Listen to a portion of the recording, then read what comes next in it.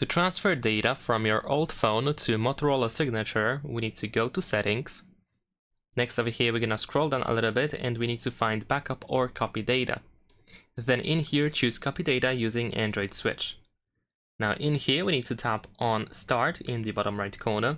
Then we need to choose what is our other device. So if you have an Android, then of course you want to choose that. For iPhone, we have the separate option. So in my case, I'm gonna choose Android device. And then we need to scan this QR code in order to continue.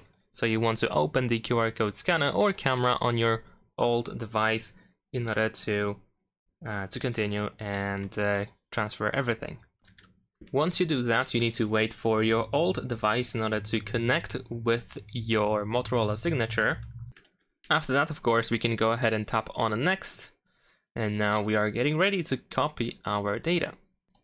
Once it loads up, you should be able to choose whatever you want to transfer. So you still have the choice to, for example, exclude apps and some other stuff in case you don't need that. And once you are ready, you should be able to use the copy button in the bottom right corner. And you can also see the estimate time, which of course varies depending on the amount of data you have to transfer. And that is pretty much it. Leave a like and subscribe.